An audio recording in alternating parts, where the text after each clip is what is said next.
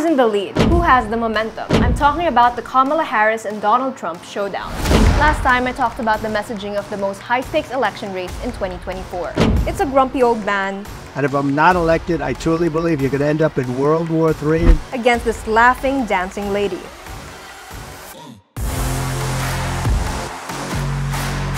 One Republican pundit sneers, "Joy is not a strategy."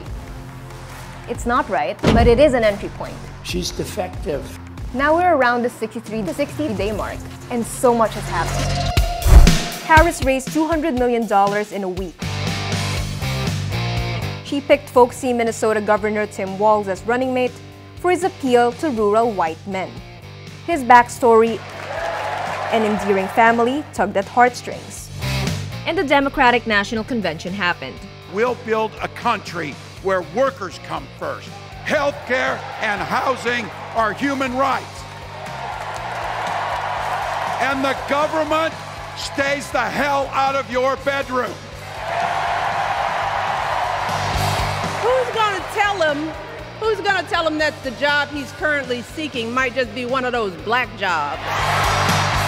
On her first day in court, Kamala said 5 words that still guide her. Kamala Harris, for the people. The decency and respect are on the ballot in 2024. So far, her campaign has been heavy on the feel-good vibes. This is the first glimpse into a concrete plan of action. Harris says she stands by Israel's right to protect itself, but wants a ceasefire in place. The scale of suffering is heartbreaking. I will not cozy up to tyrants and dictators like Kim Jong-un who are rooting for Trump. She promises to cut middle-class taxes, fight for abortion rights, boost the housing supply, and ban price gouging. To move past the bitterness, cynicism, and divisive battles of the past, a chance to chart a new way forward.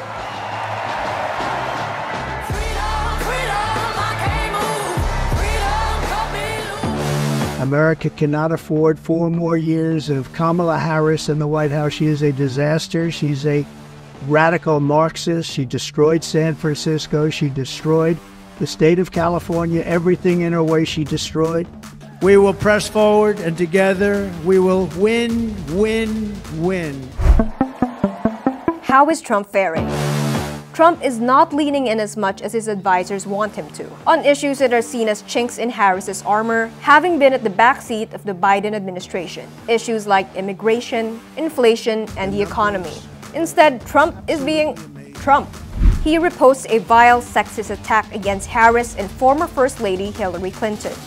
He's trying to win the attention war, but is losing the conversation. Polls show Harris is making inroads into Black and Latino communities, women, and Gen Z. By end of August, Fox News polling shows Harris neck and neck with Trump in key battleground states.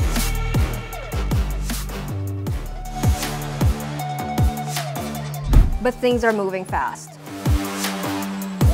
The latest ABC Ipsos poll puts Harris at a narrow lead. And as the DNC euphoria settles, Harris and Walz sit down with CNN for an interview, the first in this campaign. She explains her policy shifts on fracking and decriminalizing illegal border crossings, saying her values haven't changed, but her time as VP gave her a new perspective. But swing voters interviewed by the BBC say they aren't convinced. The interview was a little too coddled. I want to see her put under some pressure. Making this to be about Donald Trump only gets you so far. Harris is certainly not as glib as Barack Obama, nor does she dive into policy nuances like Hillary Clinton. The Guardian says she did enough to clear the bar and do herself no harm. The folks there add, it comes down to the personality test. Which candidate would you rather have a beer with? I'm Cara Oliver, multimedia producer. Watch out for the next episodes in this series. And download the Rappler Communities app.